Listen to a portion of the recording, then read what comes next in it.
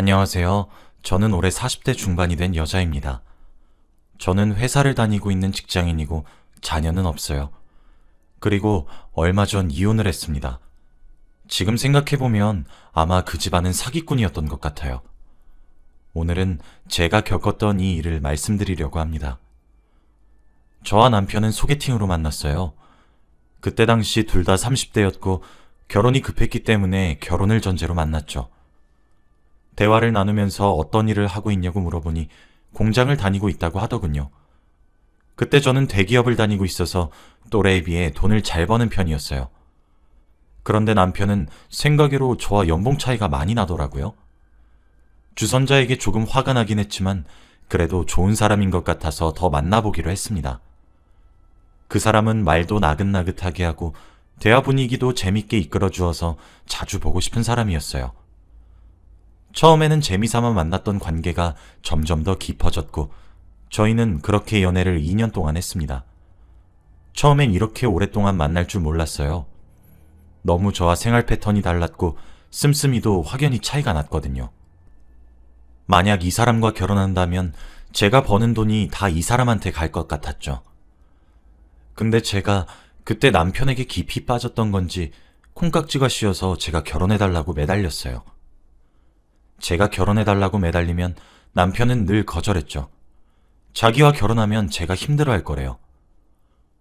그래도 저는 뜻을 굽히지 않고 계속해서 매달렸고 남편이 마음을 돌리지 않자 남편 가족들도 찾아가서 결혼시켜달라고 했습니다. 다행히도 남편네 집에서는 저를 좋아해 주시더라고요. 그래서 저희 둘 다 30대가 넘어가니 가정이 필요했기에 속전속결로 결혼했습니다. 그런데 결혼 준비 과정에서 문제가 조금 많았어요. 남편이 모아둔 돈이 별로 없더라고요. 저는 그래도 어릴 때부터 결혼 자금을 조금씩 모아왔습니다. 그런데 남편은 결혼 자금이라고 하기에는 턱도 없이 부족하더라고요. 그때 잠깐 제가 미쳤던 건지 남편에게 결혼하면 갚으라고 했고 대부분 제 돈으로 결혼 준비를 했죠. 우선 신혼집은 제가 준비했습니다. 별로 크진 않았지만 원래 살던 집을 팔고 대출도 받아가면서 겨우 구했죠. 저는 집을 제가 구하면 살림살이는 남편이 책임질 줄 알았는데 그것도 아니었어요. 살림살이도 결국 제가 준비했거든요. 정말 남편은 몸만 들고 들어와서 결혼했습니다. 그래도 저에게 고맙다고 저밖에 없다고 말해준 덕분에 괜찮았어요. 제가 손해본다는 느낌이 없진 않았지만 앞으로의 결혼 생활이 더욱 기대되었기 때문에 걱정하지 않았죠. 그리고 정말 신혼이 되었습니다. 저와 남편은 하루가 멀다 하고 깨가 쏟아졌어요. 정말 운명의 상대를 만난 것처럼 행복했죠. 신혼 초반에는 남편이 제게 너무 잘해주더라고요. 제가 바깥일을 한다면서 식사도 다 차려주고 청소도 다 해주고 말이죠. 남편도 공장에서 일을 하긴 했는데 저보다 출근 시간도 늦고 퇴근 시간은 빨라서 가능한 일이었습니다. 그렇게 저희의 신혼생활은 행복했어요. 남편이 저에게 고마워하는 마음이 전해지니까 기뻤죠. 그런데 이 행복은 얼마 가지 못했습니다. 남편은 여동생이 하나 있어요. 시누이죠. 그런데 시누이가 저에게 아주 고역이었습니다. 시누이는 아들 하나를 키우고 있어요. 남편과는 지금 이혼 준비 중이라고 했죠. 그런데 결혼하니까 당당하게 저와 남편에게 시어머니를 모시고 살라고 하는 겁니다.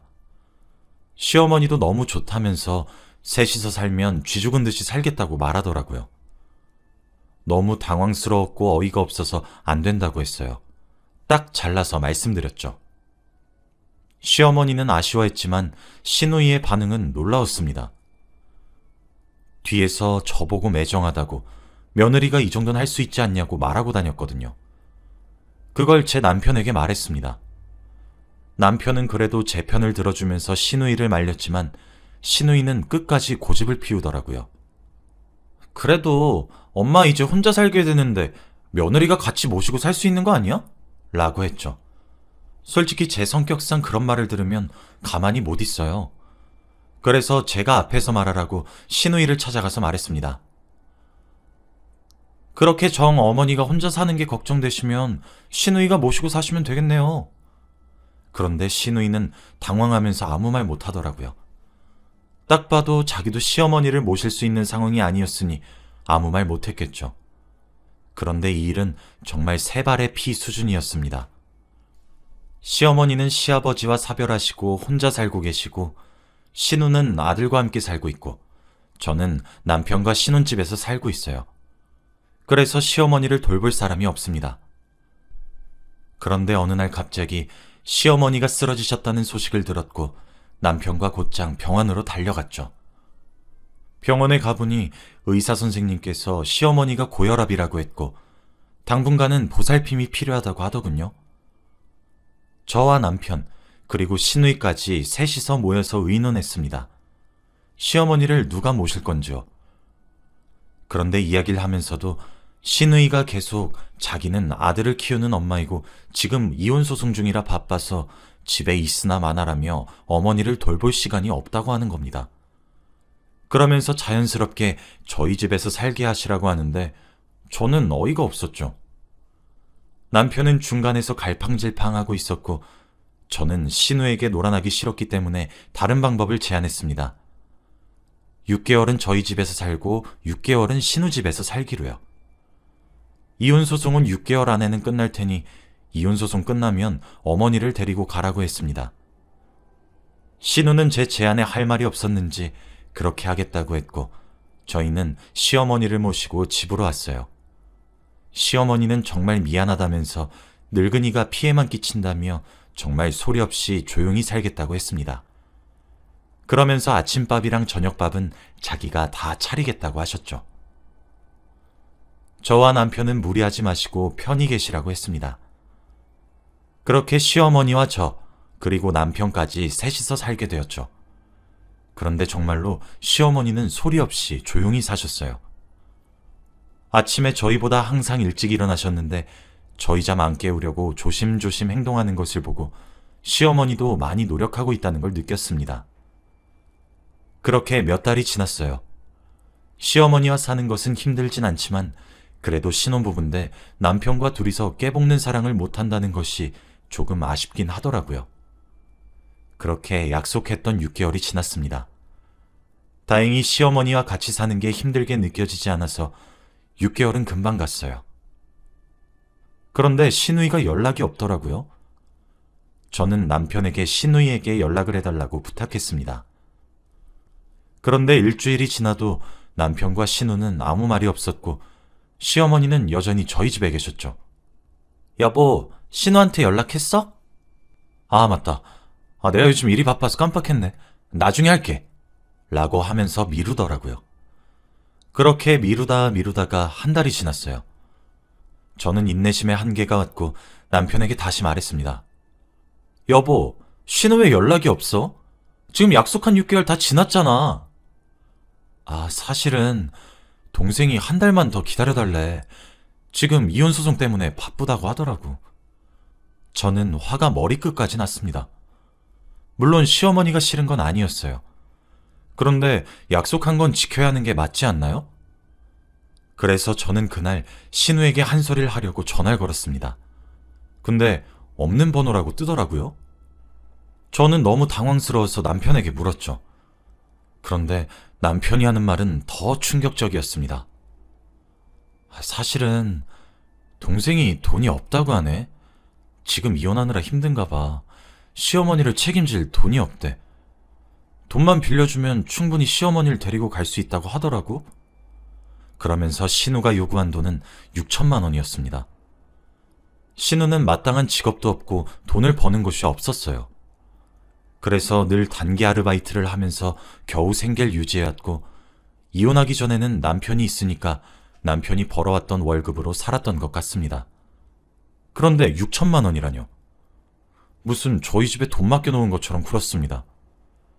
그리고 남편은 자기한테 6천만 원이 없으니까 저에게 빌려달라고 했고요. 결국 제가 신우한테 6천만 원을 빌려줘야 하는 겁니다.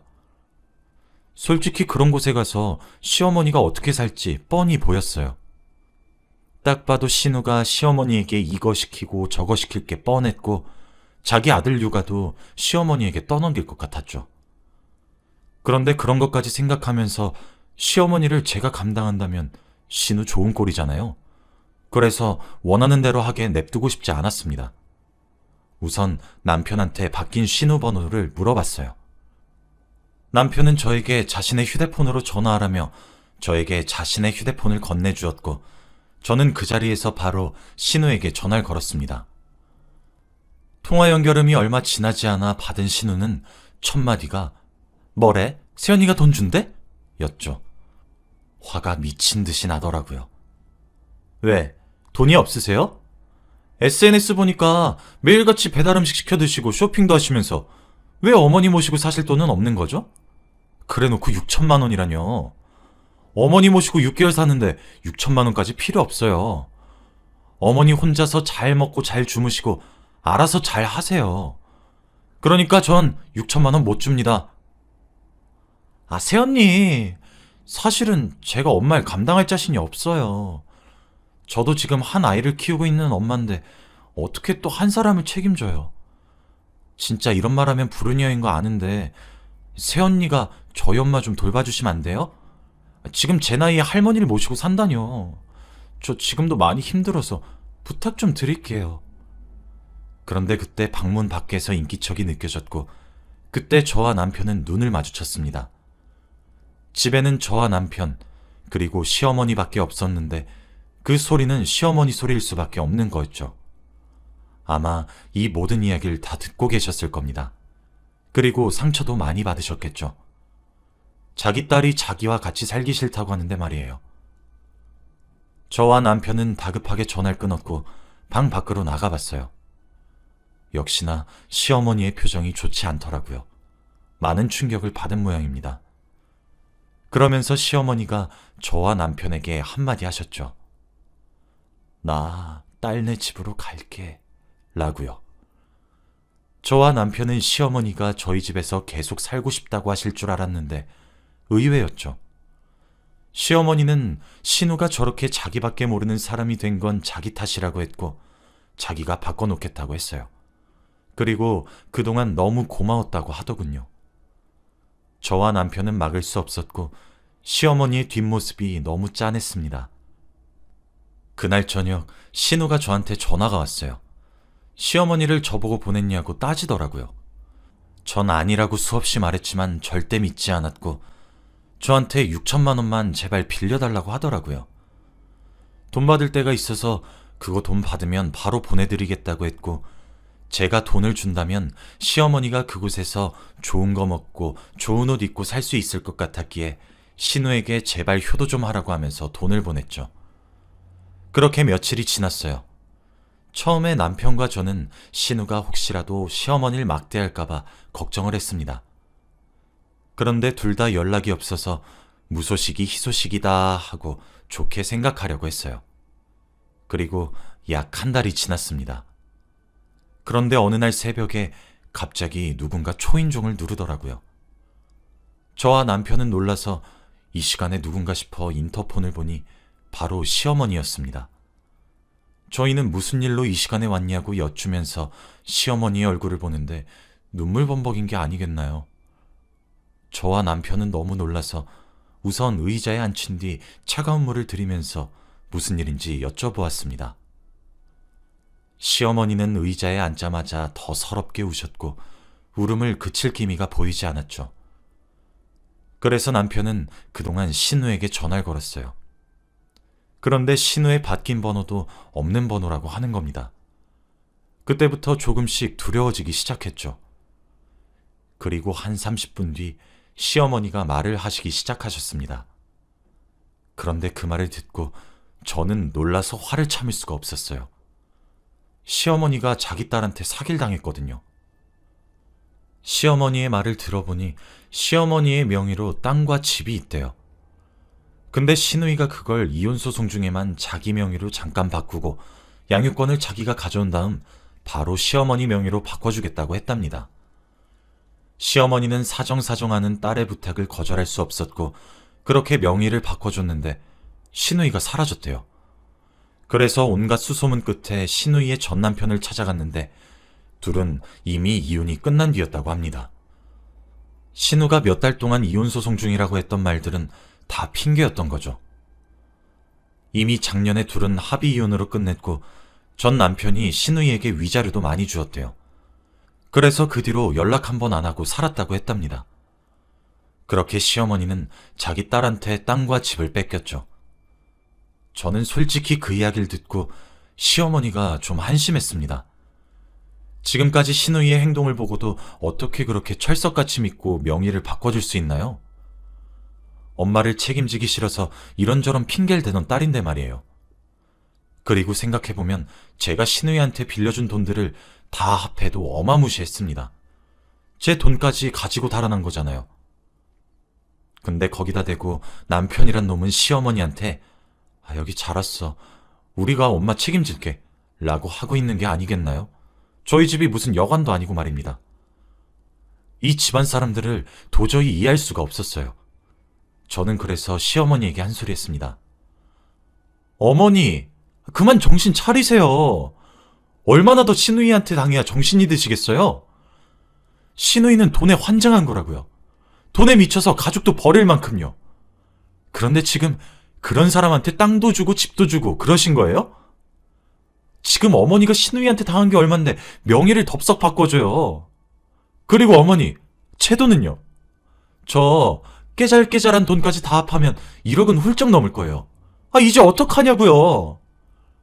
제가 화를 내면서 울분을 토하고 있는데 제 말이 끝나자마자 한 손이 제 뺨을 내리쳤습니다. 저는 한순간에 고개가 돌려졌고 제 왼쪽 뺨은 화끈화끈했죠. 너무 아렸습니다. 저는 순식간에 일어난 일이라 상황 파악이 되지 않았고 천천히 제 뺨을 때린 사람을 보았어요. 바로 남편이었습니다. 저는 처음으로 뺨을 맞아봤는데 그 상대가 남편이니까 더 놀랐어요. 남편은 저에게 이제 그만하라고! 내 동생이야! 라고 하는 게 아니겠습니까? 저는 제가 알던 남편의 모습이 아니라서 너무 믿기지 않았어요. 시어머니도 놀라셨는지 흥분한 남편을 말리고 계셨습니다. 저는 화가 머리끝까지 나서 집안에 있는 온갖 물건들을 다 남편한테 던졌어요. 당장 꺼지라고 했습니다. 그리고 옷장에서 남편의 옷과 그리고 남편의 물건들을 전부 집 밖에 던졌죠. 그렇게 시어머니와 남편은 저희 집에서 쫓겨났어요. 새벽에 너무 시끄러웠던 탓에 경비 아저씨랑 이웃 사람들이 다 우리 집 앞으로 와서 구경을 하고 있었어요. 그러면서 제가 하는 말을 듣고는 아이고 콩가루 집안이네. 아이고 돈에 환장했네 아주 하더라고요. 시간이 지날수록 제가 뺨을 맞은 게 도저히 믿기지 않았고 화가 가라앉지 않았습니다. 그리고 바로 이혼 서류를 남편에게 보냈어요. 남편은 갑자기 저에게 사과를 하면서 이혼만은 안 된다고 하더군요. 자기가 다 잘못했다고 책임지겠대요. 어떻게든 여동생 찾아와서 무릎 꿇고 사과하게 만들겠다고 했습니다. 저는 다 필요 없다고 했죠. 전 한 번 선택하면 절대 바꾸지 않습니다. 어떻게 제 뺨을 때린 남자와 사나요? 저는 청소업체를 집에 불러서 더러워진 집을 청소했고 그 집안 사람들의 흔적을 아예 지웠습니다. 어차피 결혼하기 전부터 제가 들고 들어온 살림살이였기 때문에 제 물건밖에 없긴 했지만요. 저는 그때 제가 화를 제대로 못 낸 게 너무 아쉬웠어요. 그래서 신우이를 고소했죠. 며칠 지나지 않아 신우이를 찾을 수 있었고 돈은 받지 못했습니다.